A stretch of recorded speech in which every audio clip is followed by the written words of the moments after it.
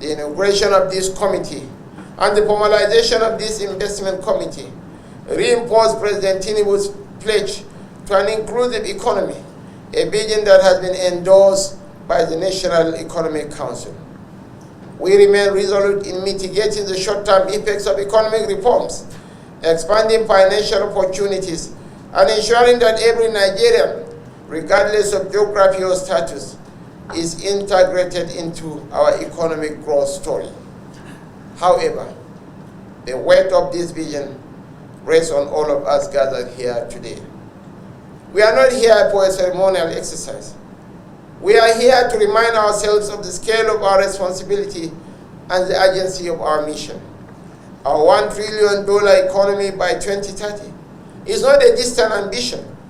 It is an achievable goal, one that requires strategic execution, innovative thinking, and unwavering commitment. I urge every member of this committee to bring their expertise, passion, and diligence to this task.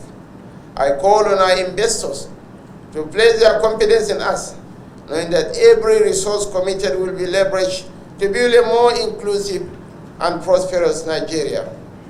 On this note, on behalf of my principal, President Bola Ahmed Tinubu, it is my singular honor and privilege to officially inaugurate the Presidential Committee on Economic and Financial Inclusion to commence the operationalization of the ASO Accord Initiative and formally sign the investment commitment that will drive this implementation. Thank you, and God bless the Federal Republic of Nigeria. And more importantly, Your Excellency, I believe it's a vehicle that will help us to bring life to dead capital. So much is out there, not captured. So it's something that we should probably take it even more important than what it is as this, what is going on now.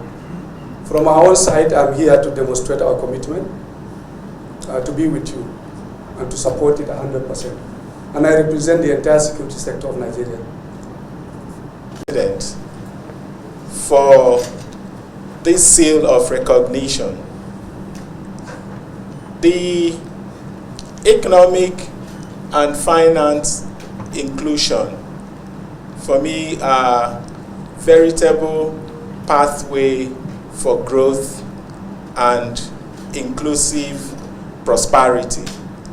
After all, we are only largely as strong as the weakest among us.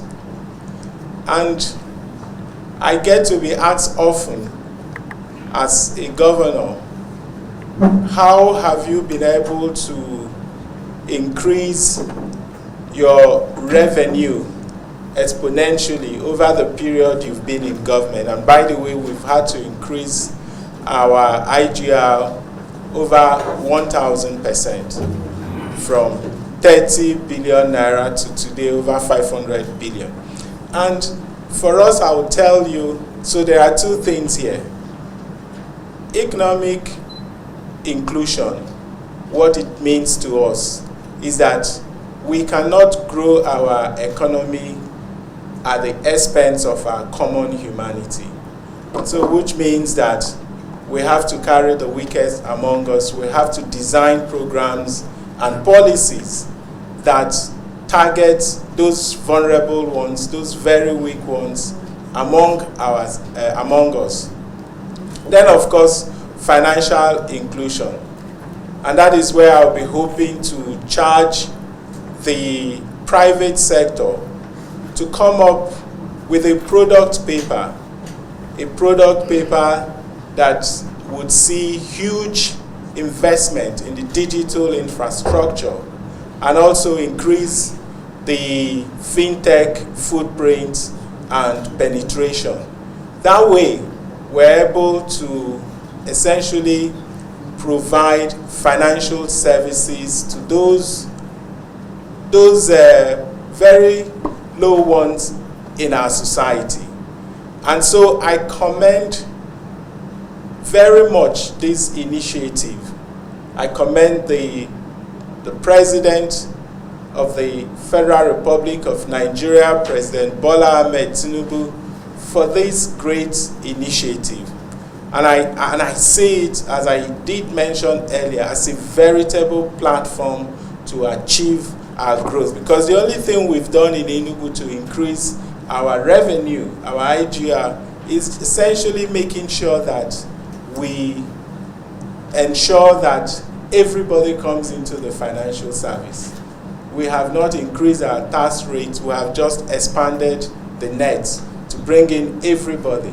And it's not going to happen because we wish it to happen. We're going to have to design programs, policies for that to happen.